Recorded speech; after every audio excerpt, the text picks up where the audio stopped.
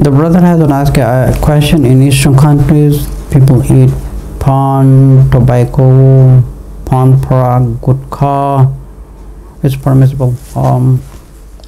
أعوذ بالله من الشيطان الرجيم بسم الله الرحمن الرحيم رب اشرح لي صدري ويسر لي أمري واحلل عقدة من لساني يفقهوا قولي. The brother is asking a question. In Eastern countries, many people eat a pan, gutkha, pan parag, or the supari, something like that, and the pan. And well, coming to the, if I make it like a very simple answer to that, that's haram.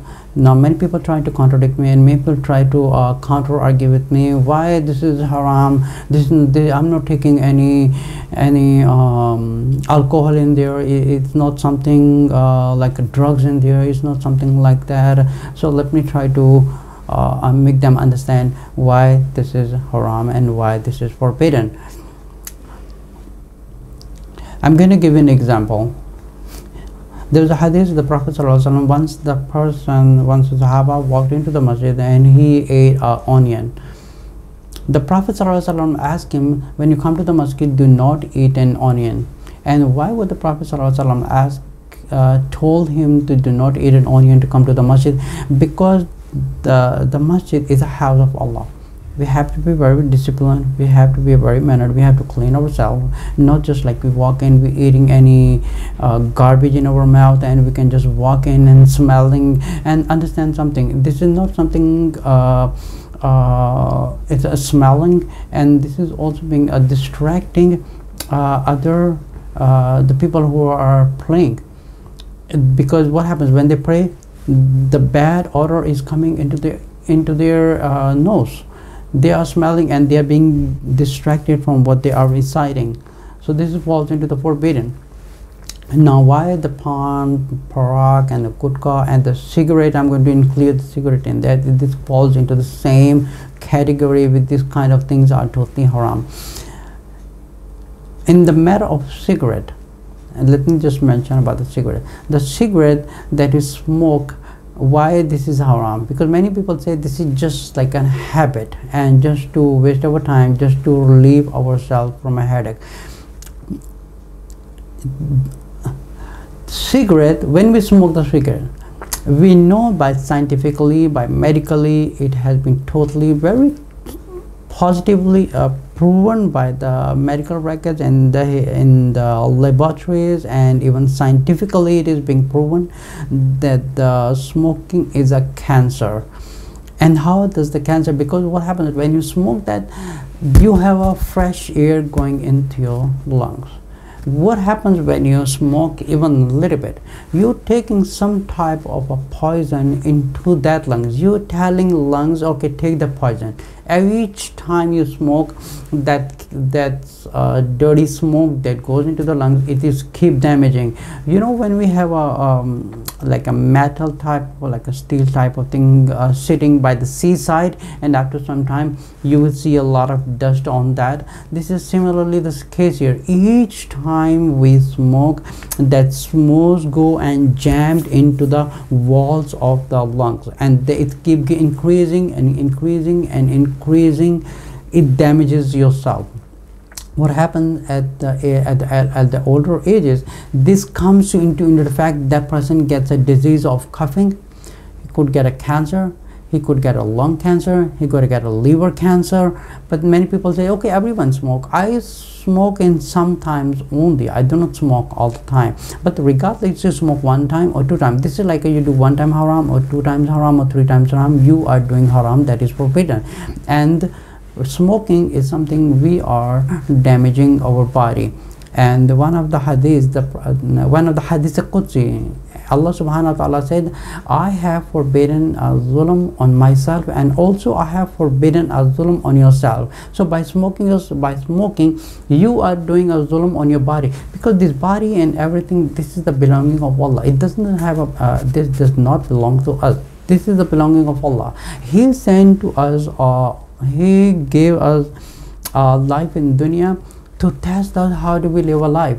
Like in Surah Al-Mulk verse number 2, it says, Alladhi khalaqal mawta wal hayata liyabluwakum ayyukum ahsanu amala. And also in Surah Zariyat verse number 56, Allah subhanahu wa ta'ala says, وَمَا خَلَقْتُ الْجِنَّ وَالْإِنسَ إِلَّا لِيَعْبُدُونَ. I have created the humans and the jinns to worship me. So when we are using a body for our own self in something what is forbidden, that is something we are doing a zulm, and also that is haram. And doing a zulm on ourselves, that is haram.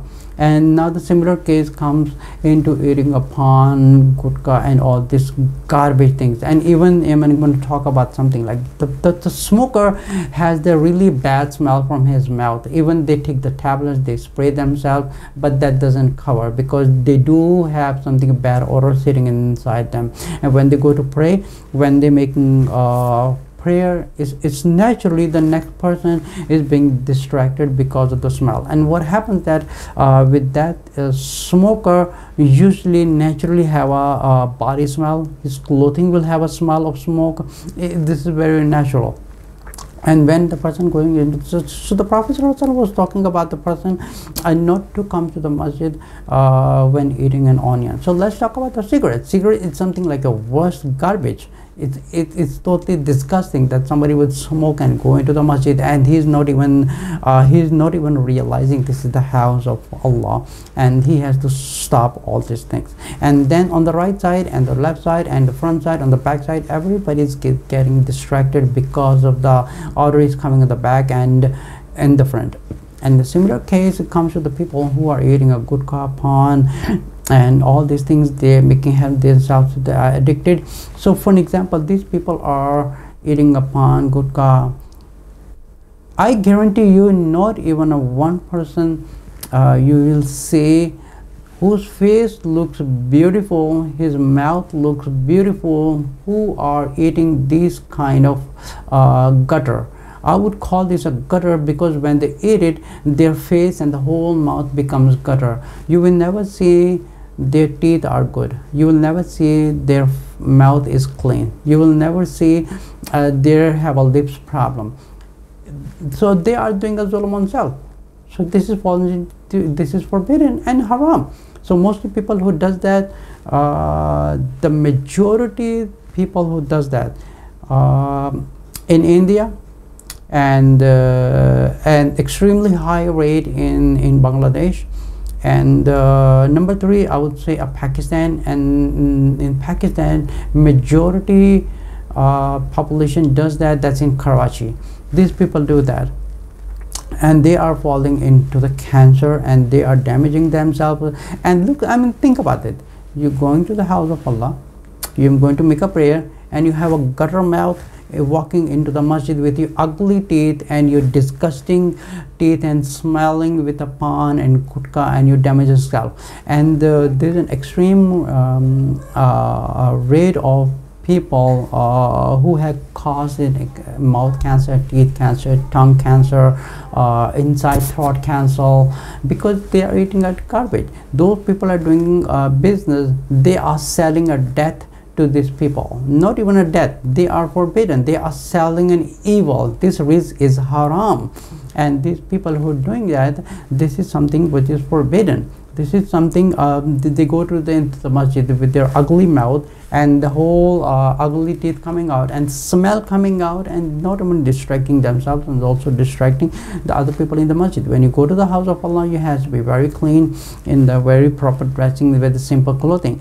So eating this kind of habituals by the cigarette, gutka, paan, and all the things, making ourselves addicted to that, that's haram. We're doing haram because we're doing a zulm on our body, because this body belongs to Allah, not ourselves.